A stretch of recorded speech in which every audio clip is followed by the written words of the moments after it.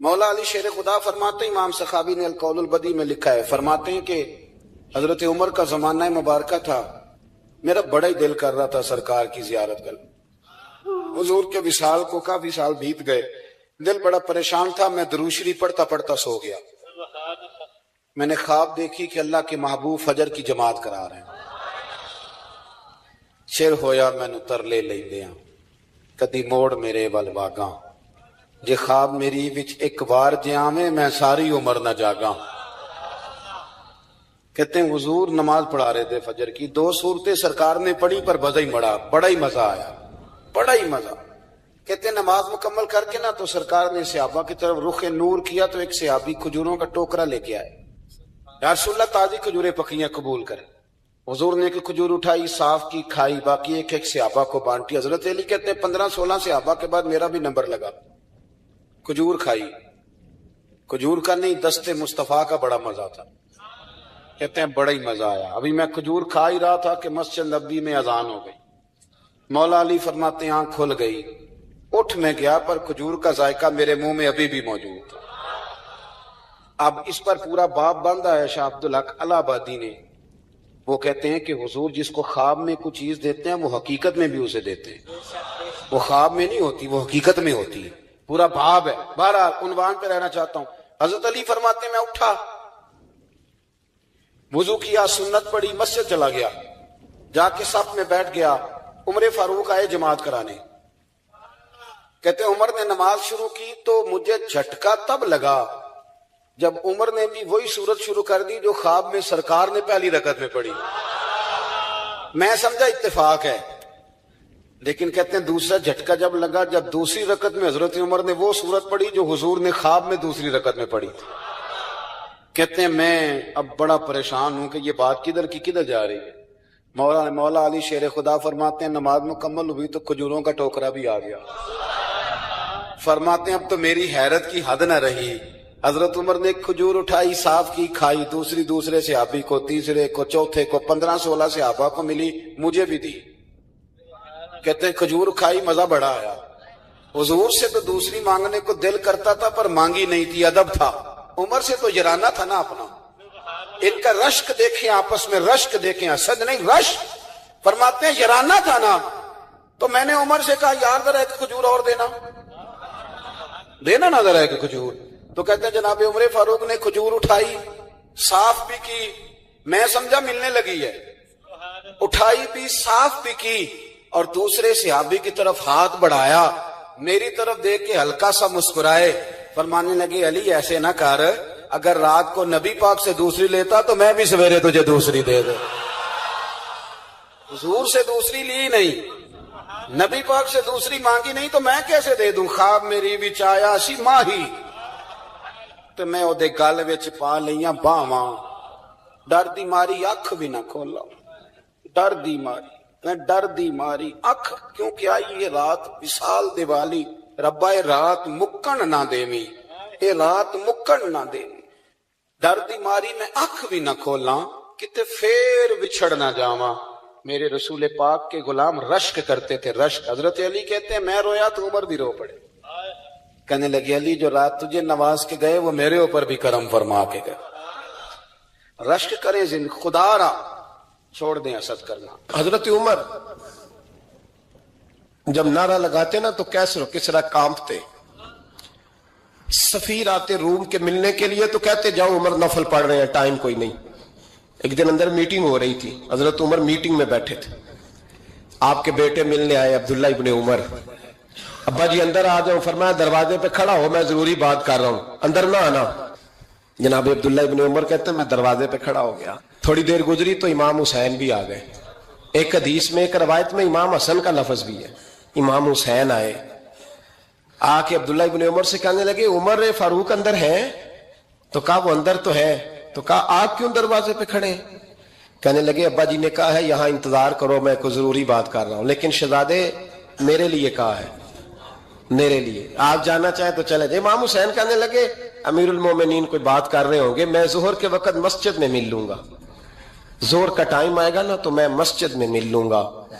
یہ کہہ کے چلے گئے۔ حضرت عمر باہر آئے، تو حضرت عبداللہ ابن عمر سے کہا کہ کوئی آیا تو نہیں؟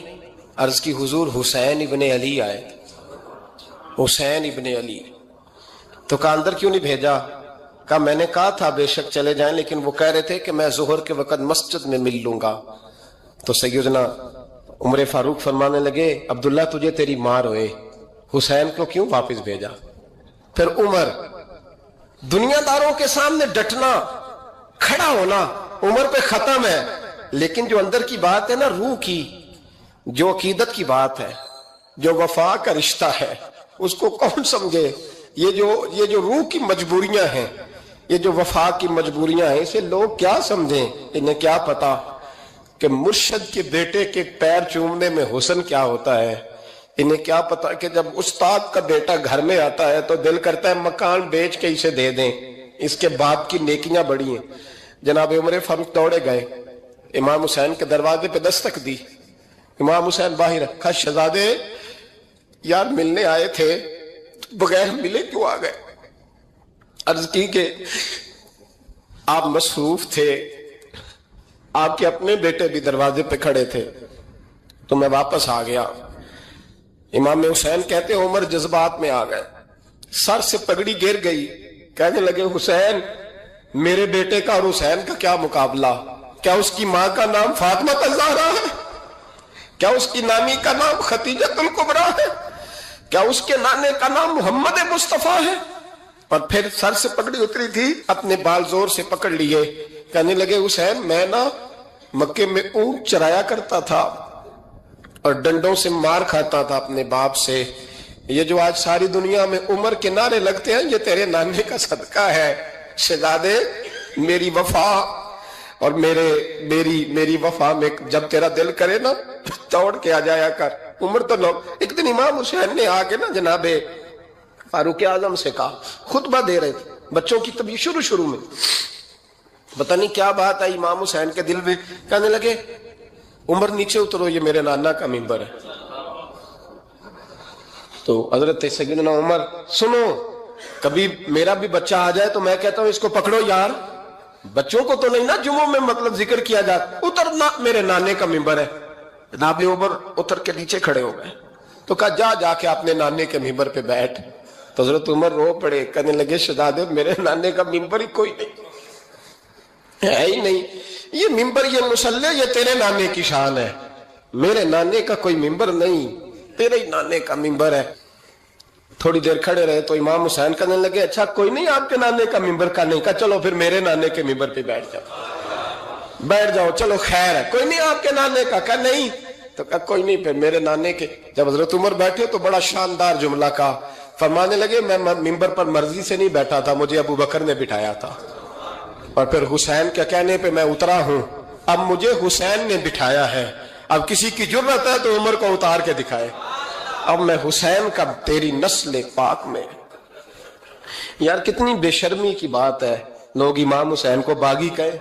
حضور کا وصال ہوا نا تو امام حسن اور امام حسین کی عمریں ابھی 7-8 سال 9 سال کے بیچ تھیں، تو حضرت مولا علی شیر خدا رضی اللہ تعالیٰ عنہ کے ساتھ امام حسن آئے مسجد میں، تو ممبر پہ بیٹھے ہوئے دیکھا حضرت ابوبکر صدیق کو، تو کہنے لگے نیچے اترنا میرے نانا کا ممبر ہے۔ بچوں کو بڑی پہچان ہوتی ہے نا ابا کے کپڑوں کی، سے پتہ ہوتا ہے کہ یہ میرے نانا کا ہے، یہ میرے نیچے اترو یہ ممبر میرے نانا کا ہے۔ تو حضرت علی المرتضیٰ نے جلدی سے پکڑا اور پکڑ کے فرمایا ذرا حسین حسن یہ کیا کہہ رہے ہو؟ اب دیکھیں نا بچہ یہاں کسی کا شور کرے تو میں آپ کو جمعہ چھوڑ کے بچے کی تھوڑی سنوں گا، میں کہوں گا کہ بھائی ٹھیک ہو گیا بچے کو لے جاؤ ذرا اسے پیچھے کرو جمعے کے بعد بات کرتے ہیں، لیکن وہ تھے نا رسول اللہ کے نواسے، اور حضرت ابوبکر صدیق عظمت اور شان کو سمجھتے تھے، انہوں نے کہا نیچے اتریے میرے نانے کا ممبر ہے، تو حضرت صدیق ایک بار نیچے اتر کے کھڑے ہو گئے۔ تو ایک جملہ، باقی بزرگوں نے بھی بڑا کچھ لکھا ہے، پر یہاں ایک بات شاہ عبد العزیز محدث دہلوی نے لکھی ہے، حضرت صدیق ایک بار رو پڑے، کہنے لگے حسن اگر ممبر تیرے نانا کا ہے تو ابوبکر بھی تو تیرے نانا کا ہی ہے نا، یہ کو باہر سے تو نہیں نا آیا، یہ بھی تیرے نانا کا ہے۔ تو حضرت امام حسن ہنسنے لگے، فرمانے لگے ٹھیک ہو گیا بیٹھ جائے ممبر پہ پڑھائیں جمعہ، سمجھ آ گئی ہے بات کی، پڑھائیں جمعہ، آپ کی بات کی مجھے سمجھ آ گئی ہے کہ اگر ممبر نانا کا ہے تو ابوبکر بھی تو انہی کا ہے نا جناب صدیق اکبر۔ کہ نبی پاک علیہ السلام تشریف فرما ہیں، حضور کے صحابہ کی ایک جماعت بارگاہ میں بیٹھی ہے، حضرت صدیق اکبر بھی حضور کے بالکل قریب بیٹھے ہیں، وہ آج بھی حضور کے قریب ہی ہیں، قریب بیٹھے ہیں۔ تو اچانک نہ محفل میں حضرت مولا علی شیر خدا تشریف لے آئے۔ باقی صحابہ بھی اٹھنا چاہ رہے تھے، کوشش ہو رہی تھی، لیکن پتہ ہے سب سے پہلے جگہ کم تھی، کو بندہ ذرا سرکتا یا جگہ بناتا تو جگہ بننا تھی، باقی بھی اٹھنا چاہ رہے تھے، لیکن سب سے پہلے حضرت صدیق اکبر اٹھے۔ حضرت مولا علی کا بازو پکڑ کے تھام کے حضور کے قریب بٹھایا، خود ذرا تھوڑے سے پیچھے ہو کے بیٹھ گئے۔ اب بولا نہیں کوئی، وہاں لوگ کم باتیں کرتے تھے، وہاں لوگ بولا ہے پائے نظر ہوش میں آ، یہ کوب نبی ہے، آنکھوں سے بھی چلنا یہاں بے ادبی ہے، لباں تے موراں لگیاں بولن دی جاج بھول گئی، اوتھے زباناں تائیں کھولن دی جاج بھول گئی، تے جا کے مدینے اتھرو میرے سوال بن گئے۔ حضور کی بارگاہ میں وہاں کو بندہ بات کرے، اللہ نے پہنچایا سرکار کے قدموں میں، صد شکر میں پھر آیا سرکار کے قدموں میں، کچھ لمحے سلامی کو ٹھہرا ہوں مواجہ پر، پھر مجھ کو ادب لایا، پھر مجھ کو ادب لایا سرکار کے قدموں میں۔ تو حضرت کسی نے گفتگو نہیں کی، حضرت صدیق اکبر نے بازو تھاما اور لا کر کے نا حضرت مولا علی کو حضور کے قریب بٹھایا اور خود سائیڈ پہ جا کے بیٹھ گئے، کوئی بولا نہیں، بات نہیں کی۔ تب ہم تو باتیں زیادہ کرتے ہیں نا، جا کے سائیڈ پہ بیٹھ گئے، اور کسی نے کیا تبصرہ کرنا تھا، نہ کسی کی جرت تھی، نہ کوئی کرنا چاہتا تھا، نہ کر سکتا تھا۔ تھوڑی دیر خاموشی رہی، پھر میرے کریم بولے اور حضور بول کے فرمانے لگے، دیکھا تم نے ابو بکر نے کیا کیا ہے؟ اور پھر حضور فرمانے لگے، عزت والا ہی کسی کی عزت کو پہچان سکتا ہے، فضل والے ہی اہل فضل کو پہچانا کرتے ہیں۔ میں ذمہ داری سے کہتا ہوں کہ مولا علی کی شان کو اگر سمجھ سکتے ہیں تو ابو بکر صدیق سمجھ سکتے ہیں، اور حضرت صدیق اکبر کا مقام اگر کوئی جان سکتا ہے تو مولا علی ہی جان سکتے ہیں۔ آج ہم ذکر کر رہے ہیں نا امام حسین کا، امام حسین رضی اللہ تعالیٰ عنہ، میرے جیسے بندے کی تو زبان نہیں اس قابل نہیں کہ ان کا نام لے سکے۔ کہاں سیدنا امام حسن اور کہاں سیدنا امام حسین اور کہاں ہم لوگ، ہماری حیثیت ہے۔ ہم تو یہ تو وہ لوگ ہیں جن کا نام ذریعہ نجات ہے، جن کا تذکرہ ذریعہ نجات ہے، یہ سارے اسی دریائے محبت کی نہریں ہیں جس کو مدینے والے محبوب نے اپنے دستے مبارک سے چلایا ہے۔ حضرت امام حسین رضی اللہ تعالیٰ عنہ یہ حضور کی اولاد پاک ہیں۔ پیروں کو نا تھوڑی مٹی لگ گئی، عمر جوانی کی تھی، داڑھی مبارک ساری سیاہ تھی، کالی تھی۔ حضرت ابو ہریرہ ان سے سالوں بڑے تھے، امیر المومنین فی الحدیث۔ حضرت ابو ہریرہ نے دیکھا کہ امام حسین کے مقدس قدموں کو مٹی لگ گئی۔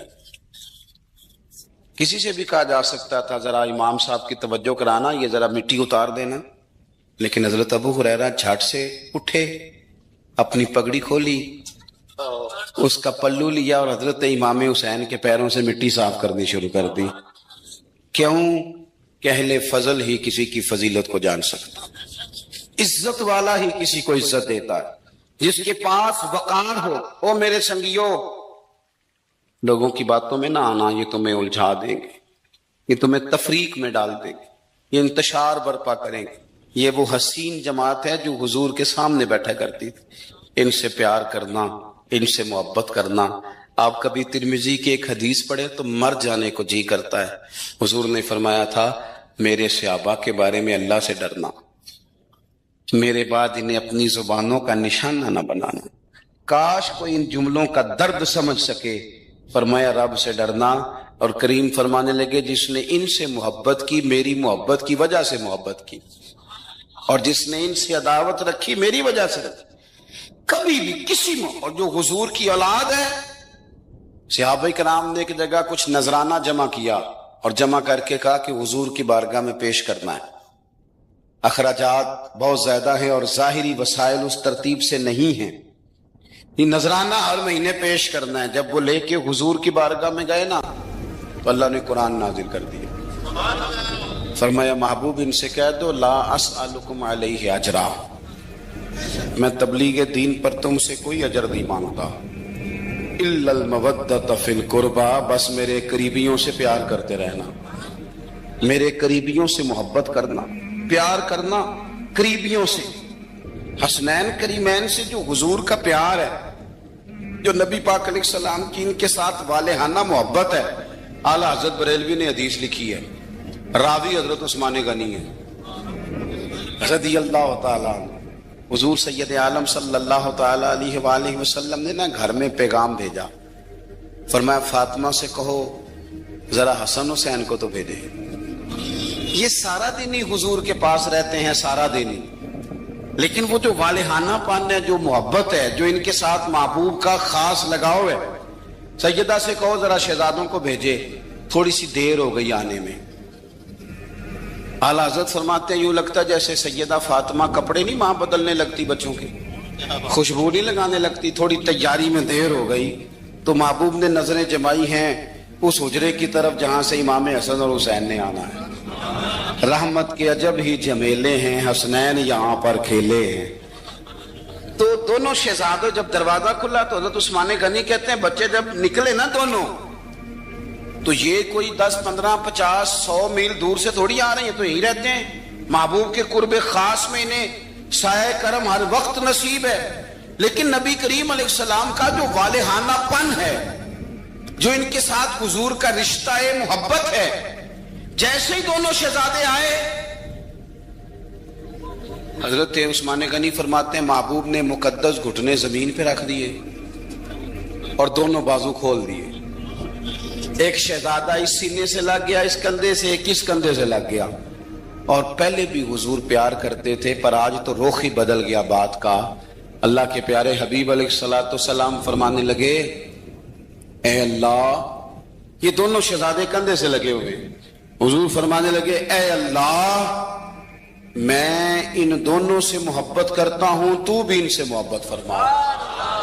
اور کہا اے اللہ جو جو میرے حسن حسین سے محبت کرے تو ان سب سے محبت فرما، تو ان سب سے پیار کر جو میرے حسنین سے پیار کرے۔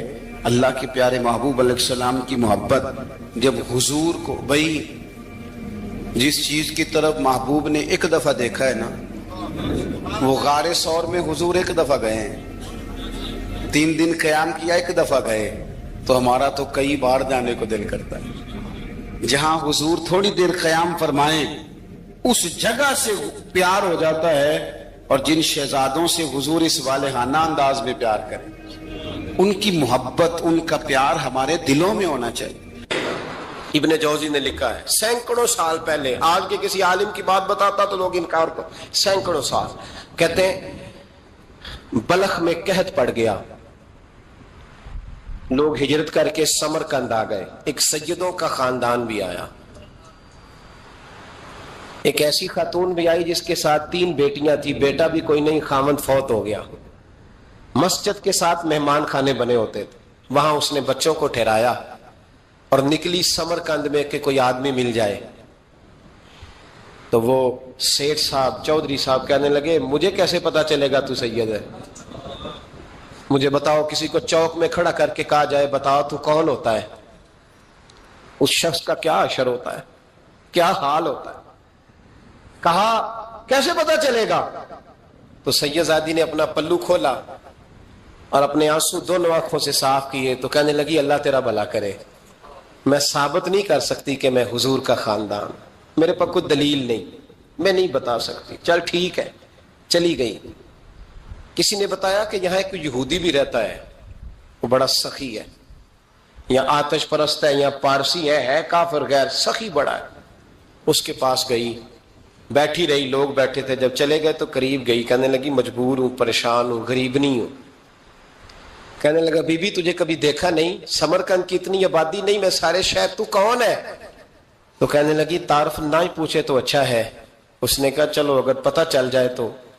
کہنے لگی میں مسلمانوں کے نبی کی اولاد ہوں، مسلمانوں۔ اس نے کہا پیغمبر خدا کی اولاد؟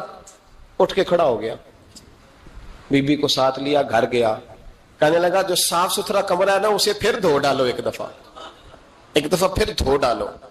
کمرہ دھلایا, صاف کرایا.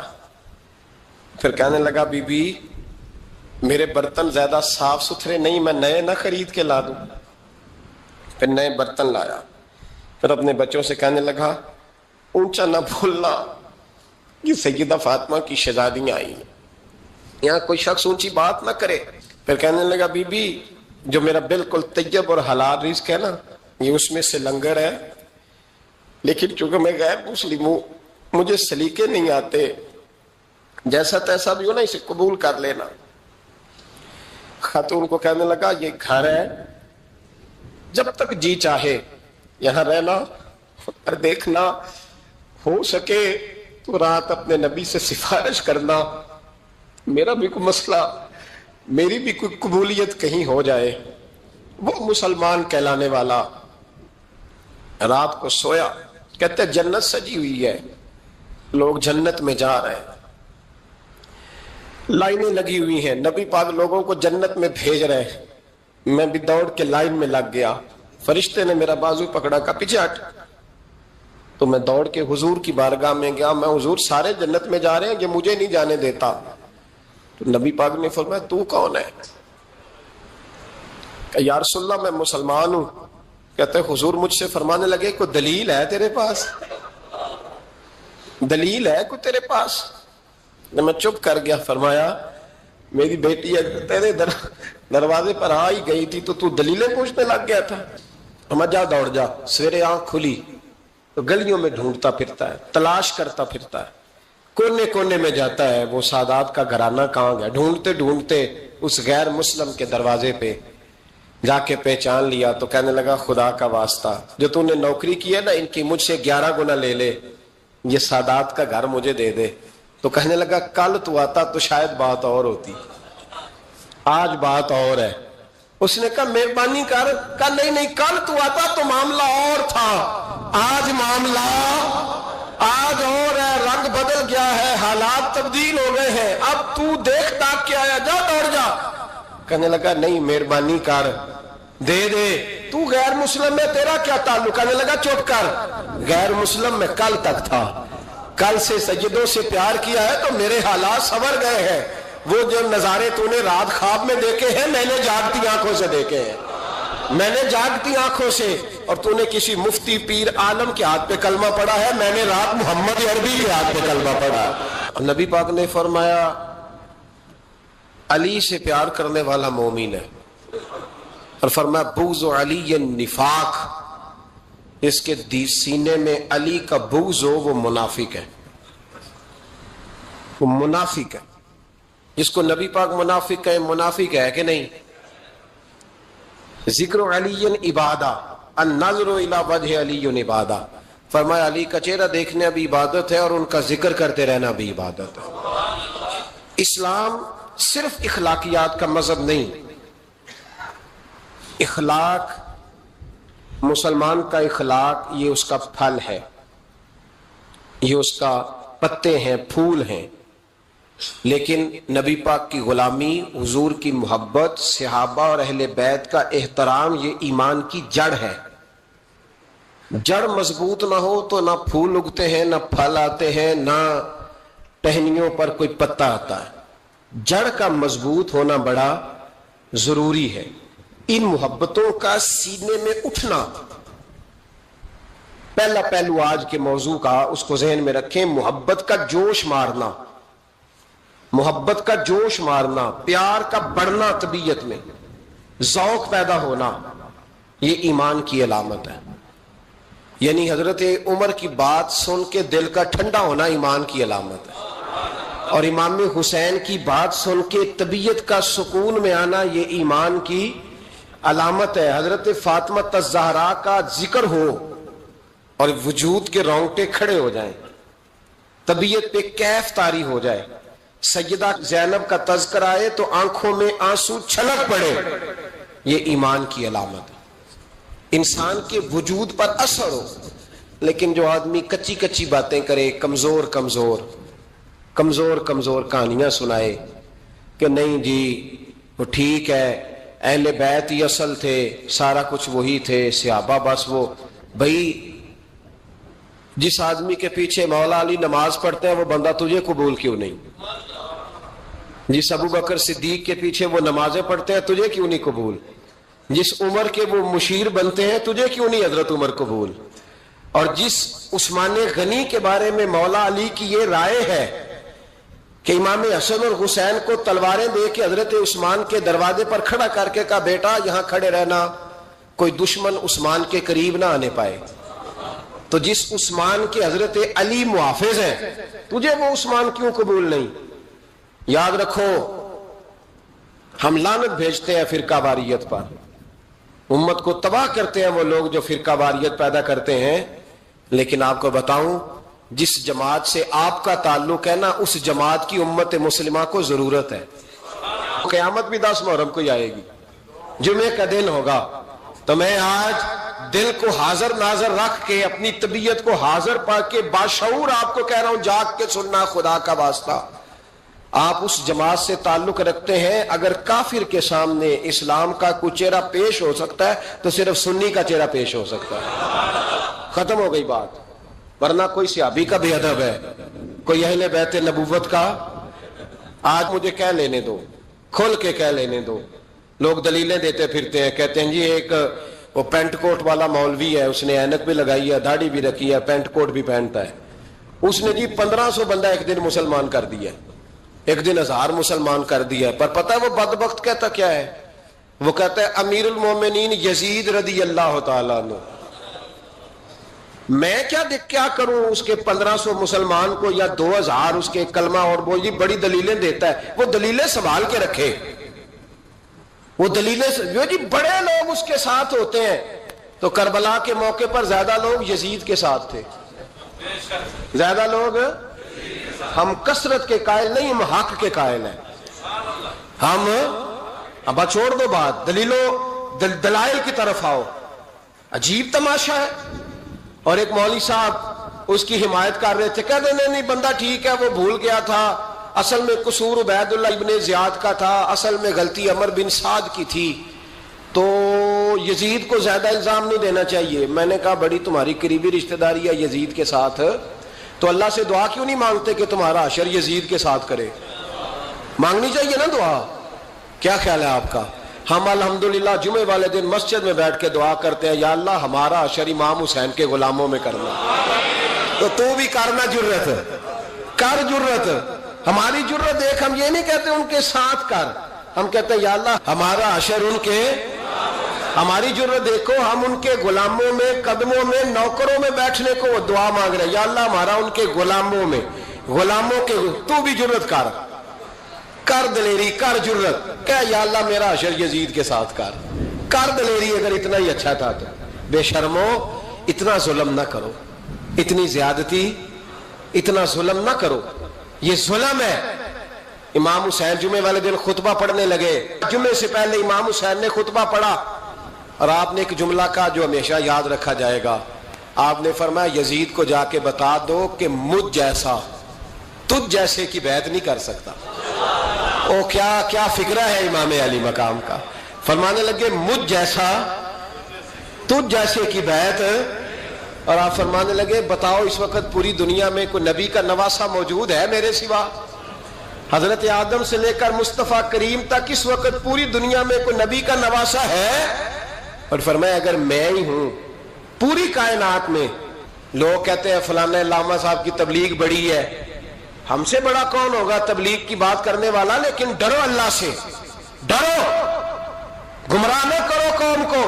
यहां तबाही उतर गई है, कोई बड़ी दाढ़ी रख के माज़ अल्लाह ताला अहले बैत के बारे में बकवास करता है, और कोई बिल्कुल दाढ़ी मुड़ा के नंगा सर करके मिंबरों पे नाचता है और सहाबा के बारे में बकवास करता है। मेरे मुस्तफा के पास अगर अबू बकर आए हैं तो वो भी शान वाले हैं, और अगर बीबी आयशा सिद्दीका उनके बिस्तर पे रही है तो वो भी शानों वाली है। मौला अली शेर खुदा के बारे में जो बात करे पक्का बेईमान है। अजीब तमाशा लग गया है जी। जो रब नबी पाक के जिस्म के करीब मक्खी नहीं आने देता, वो गंदा बंदा हुजूर के करीब आने देता है? अजीब तमाशा है। उम्मत को तबाह कर रहे हो, काफिर को मौका दे रहे हो ये कहने का कि तुम्हारे नबी के पास बैठने वाले ठीक नहीं थे। अगर हुजूर के पास बैठने वाले ठीक नहीं थे तो बाद वाले कैसे ठीक हो गए? تو یہ باز آنا چاہیے ان بے شرموں کو، یہ امت میں تفرقہ ڈالتے، بے حیائی کرتے ہیں۔ سنو اور یاد رکھو، حضرت امام حسین نے خطبہ پڑھا نا جب جمعے والے دن، فرمایا مجھے پہچانو تو میں کون ہوں؟ تو عمر بن سعد بولا، پکے نمازی بولے۔ عمر بن سعد کہنے لگا حسین جلدی کر، ہمارا جمعہ لیٹ ہو رہا ہے۔ بلے ہو نمازیو، جلدی کر ہمارا، آئے ہائے کیا نماز ہے! یعنی نبی پاک کے نواسے کو شہید کریں گے اور شہادت کے بعد جمعہ پڑھیں گے اور نماز میں کہیں گے اللہم صلی علی محمد و علی آل محمد۔ ان کو شہید کر کے قتل کر کے جمعے کا خطبہ دیا جا رہا ہے اور نماز پڑھی جا رہی ہے اللہم صلی علی محمد و علی۔ تو میرا سنی بڑا بھولا ہے، کہتا ہے جی وہ زیادہ نمازیں پڑھتے ہیں۔ تو زیادہ نمازیں تو عمر بن سعد بھی پڑھتا تھا، تو بھولا۔ او خدا کے دیکھیں نا، جتنی نماز کی اخلاق کی بات شاید میں کرتا ہوں، آپ کو جماعت میں کم لوگ ملیں گے، لیکن یاد رکھنا نماز عقیدہ نہیں، روزہ عقیدہ نہیں، عقیدہ حسین ہے، عقیدہ حسن ہے، عقیدہ علی ہے، عقیدہ عثمان غنی ہے، عقیدہ عمر فاروق ہے۔ میں اس شخص کو کیا کروں؟ مجھے اس شخص کی کیا ضرورت ہے جو ممبر پہ بیٹھ کے کہتا ہے حسین ابن علی باغی تھے؟ وہ شخص، اس کی نماز روزہ حج زکات دیکھا جائے گا؟ آؤ قرآن مجید سورہ شورا آیت نمبر 23، گھر جا کے قرآن مجید کھولو، یہ والی آیتیں بھی پڑھا کرو، یہ والی بھی کھولا کرو۔ صحابہ جمع ہو کے نبی پاک کے پاس آئے، عرض کی یا رسول اللہ صلی اللہ علیہ وسلم آپ کے خرچے زیادہ ہیں، آمدن کا ذریعہ کوئی نہیں۔ جس طرح آج لوگ ہر پیر صاحب سے نہیں پوچھ رہے، علامہ صاحب سے، کہ آپ کام کوئی نہیں کرتے، کپڑے پھر بھی سفید پہنتے ہیں، کیا ذرائع آمدن ہے، پھر بھی آپ گاڑی میں گھومتے ہیں۔ ہمارا تو پروگرام تھا مولوی بھوکا مر جائے، پر اس کے پاس آتے ہیں تو یہ تازی چائے پلاتا ہے۔ کیا مطلب، کس طرح کا رویہ ہے؟ صحابہ کے بار وہ یہ نہیں سوچتے تھے آتے کام، وہ کہتے تھے آگے بڑھ کے حصہ ڈالیں۔ وہ سارے آگے بڑھے، کہا یا رسول اللہ صلی اللہ علیہ وسلم اخراجات زیادہ ہیں، ذرائع آمدن بظاہر کوئی نہیں، نذرانوں پہ اعتراض نہ کیا کرو، نذرانہ دینا نبی پاک کی سنت ہے، نذرانہ قبول کر لینا نبی پاک کی، بولو، حضور کی سنت ہے۔ تو صحابہ جمع ہو کے آئے، ایک جگہ پہ میٹنگ کی، کہا تھوڑے سے پیسے ہر مہینے پیش کریں گے۔ تو حضور سے بات کون کرے گا پیسوں کی؟ کہا ہم نے نہیں کرنی، نبی پاک کے چچا جناب عباس کریں گے۔ حضرت عباس رضی اللہ تعالیٰ عنہ کے ذمہ لگایا گیا، جناب عباس آئے، حضرت عباس رضی اللہ تعالیٰ عنہ پیسے لے کے آئے، اور سیانے بندے تھے، انہوں نے بڑی سمجھداری والی، عقل مندی والی بات چھیڑی۔ یہ نہیں کہا کہ حضور ہم یہ نذرانہ دیں گے، کہنے لگے یا رسول اللہ ہمیں پتہ ہے آپ کی مذہبی مصروفیت اتنی ہے کہ آپ کو ٹائم نہیں ملتا کاروبار کرنے کا، اگر آپ کام کریں گے تو پھر آپ کس طرح کر کے دین کا کام ہو سکے گا، اور یا رسول اللہ آپ نے جو ہمارے لیے کیا ہے اس کا ہم بدلہ نہیں دے سکتے، ایک حرف کا بدلہ نہیں دے سکتے، حضور یہ تھوڑا سا نذرانہ ہر مہینے لایا کریں گے، قبول کر لیں۔ نبی پاک کے سامنے رکھا ہی تھا کہ اللہ کا قرآن بول پڑا، کا کل لا اسألکم علیہ اجرا، محبوب ان سے فرما دو کہ میں نے تمہارے لیے بڑی تکلیف سہی ہے، پر میں تم سے کوئی اجر نہیں مانگتا، تم سے کوئی اجر نہیں مانگتا، ہاں اگر تم نے کچھ کرنا ہے الا المودۃ فی القربى، تو میرے قریبیوں سے پیار کرتے رہنا، میری ختیجہ سے پیار کرنا، میری عائشہ کا ادب کرنا، میرے قریبیوں کا احترام کرنا۔ یا رسول اللہ ازواج تو گھر میں ہے ہی، قریبی کوئی اور بھی خاص ہے جس کا ادب کرنا ہے؟ تو نبی پاک نے فرمایا ہاں علی، فاطمہ، علی اور فاطمہ کی اولاد، فرمائے ان کا ادب کرتے رہنا، اس کا مطلب یہ ہوگا کہ تم نے میرے ساتھ بڑا ہی اچھا سلوک کیا ہے۔ کہا ان کا ادب کرنا، جناب علی، سیدہ فاطمہ، اور دونوں کی ان کا ادب کرنا فرائض دین، اہل بیت کا ادب کرنا فرائض۔ کچھ لوگ کہتے ہیں کچھ لوگ جی سید بن گئے ہے نہیں، پر تو میں کہ جڑے بن گئے نا انہوں نے اللہ آپ ہی پوچھ لے گا، تو ادب کر، جڑے بن گئے نے اللہ۔ شیخ الاسلام والمسلمین حضرت خواجہ قمر الدین سیالوی رحمت اللہ تعالی علیہ، دو بندے خواجہ صاحب سے ملنے آئے تو ان کو پتا تھا کہ خواجہ صاحب سیدوں کا بڑا احترام کرتے ہیں۔ اعلیٰ حضرت فاضل بریلوی کا جب عرس ہوتا ہے نا بریلی شریف، تو سیدوں کو سٹیج پہ بٹھایا جاتا ہے اور بڑے بڑے عالم نیچے بیٹھتے ہیں۔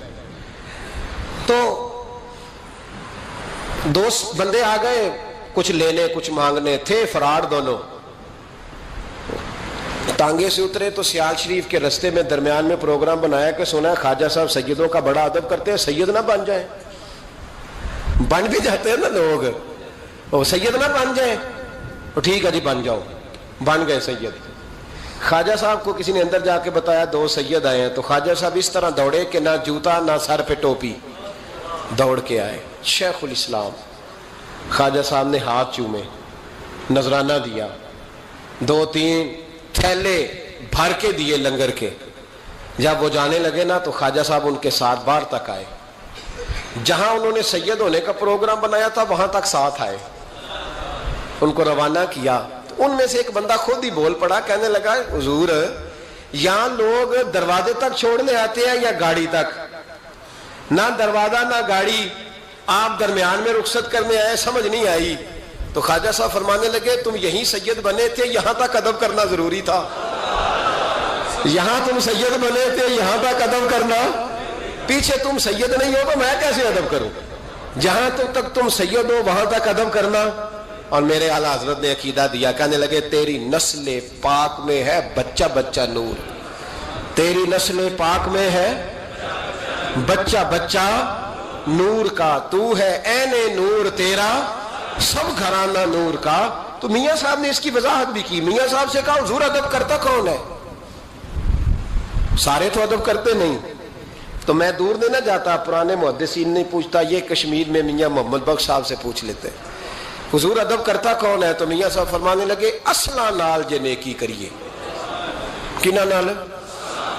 असला नाल जे नेकी करिए तो नस्ला ताक नहीं भुल दे। हाँ बेअसला नाल नेकी करिए तो फुल कंडिया नाल तुल दे। बेअसला फरमाने लगे जो असल होगा ना इखलाक का, किरदार का, खानदान का असल, वो हमेशा मुस्तफ़ा के सहाबा का भी एहतराम करेगा और अहले बैत नबूवत का भी इनका अदब करे। सुने नबी पाक ने क्या फरमाया, तिरमिजी में हदीस है, नबी पाक ने खुतबा हुज्जतुल विदा दिया। लोग हमें कहते हैं नमाज रोजा हज ज़कात इससे आगे ना जाओ। हुजूर ने खुतबा दिया, फरमाया मैं तुम्हें 2 चीजें दे के जा रहा हूं, अगर थाम के रखोगे तो गुमराही तुम्हारे पास नहीं आएगी। या रसूलल्लाह कौन कौन सी? फरमाने लगे एक मैं तुम्हें कुरान दे के जा रहा हूं, दूसरा अपना खानदान दे के जा रहा हूं। इनको थाम के रखना, गुमराही कभी तुम्हारे पास, इनको थाम। सुनो हजरत उसामा बिन ज़ैद रदी अल्लाह ताला, हजरत उसामा आप फरमाते हैं मुझे नबी पाक से कोई काम था, ये भी तिरमिजी की हदीस है। कहते हैं मैं हुजूर से मिलने गया तो मैंने ना हुजूर से बात छेड़ी, नबी पाक से मैंने जिक्र छेड़ा। जब वो बात मैंने करनी शुरू की ना तो हुजूर ने चादर ओढ़ी हुई थी, बुक्कल जिसको मारते हैं, कहते हैं चादर ओढ़ी हुई थी। तो नबी पाक की ना चादर में 2 चीजें हरकत कर रही। तो जनाब उसामा बिन ज़ैद रदी अल्लाह ताला अन्हु फरमाते हैं बात करते करते मेरी तवज्जो जब उधर गई तो मैं असल बात ही भूल गया। मैं कहना कुछ चाह रहा था, मेरी जुबान से कुछ निकल रहा था, क्योंकि जब तवज्जो बट जाती है ना, इसलिए तवज्जो बट जाए तो फिर लफ्जों का हुस्न बरकरार नहीं रहता। तो जनाब उसामा बिन ज़ैद कहते हैं मैं कहना कुछ चाह रहा था, मेरे मुंह से निकलता कुछ और था। तो सरकार समझ गए। तो हुजूर सल्लल्लाहु अलैहि वसल्लम मुस्कुरा के कहने लगे भूल गए हो ना बात? तो मैंने कहा हुजूर भूल गया हूं। तो कहते मैं भी इनसे कब से कह रहा हूं कि बाज आ जाओ, लेकिन ये नहीं आ रहे। कहते मैं और परेशान हुआ कि ये किन से हुजूर कह रहे हैं। तो नबी पाक ने चादर मुबारक को खोला, एक बगल से इमाम हसन निकले, दूसरे से इमाम हुसैन निकले। यहां भी मुल्ला परेशान है, बड़ी टेंशन में है। कहता है जी हर नाना ही अपने नवासों से प्यार करता है। तो मैंने कहा बेवकूफ, ये आम नाना नहीं, ये वो वाले नाना है जिनके बारे में अल्लाह कहते हैं वमा यंतिक वनिल हवा इन हुवा इल्ला वह्यु यूहा। फरमाया मेरे महबूब उतनी देर तक बोलते नहीं जब तक मैं हुक्म नहीं कर देता। तो इमाम हसन और हुसैन का प्यार भी अल्लाह का हुक्म था, इसलिए हो रहा था। फरमाते जब नबी पाक की बगलों से वो दोनों निकले ना तो मैंने हुजूर की आंखों में चमक देखी, नूर देखा। और जैसे बंदा किसी से प्यार करता है तो चेहरा भी बता नहीं रहा होता, आजकल की जुबान में कहते हैं बॉडी लैंग्वेज, उसकी बॉडी लैंग्वेज भी बताती है कि ये जो बात कर रहा है ना ये तारी है। तो महबूब फरमाने लगे उसामा ये दोनों मेरे बेटे हैं, ये दोनों मेरे बेटे हैं, क्योंकि मेरी बेटी के बेटे हैं। اور فرمایا اسامہ میں ان سے بڑا پیار کرتا ہوں. کاش امت ان لفظوں کو سمجھ جائے. حضور نے فرمایا میں ان سے بڑا پیار کرتا ہوں, میں بڑا پیار کرتا ہوں, اور میں نے رب سے دعا کی ہے یا اللہ جو ان سے پیار کرے تو اس سے پیار کرتا. میں نے یہ دعا کی ہے اے اللہ جو ان سے پیار کرے تو اس سے بھی پیار کرنا. حضرت امام حسنین, پہلی بات یہ ہے کہ ان کا پیار ایمان کا حصہ ہے. ان کا پیار ایمان کا حصہ ہے. ان سے جو پیار نہ کرے گا وہ صاحب ایمان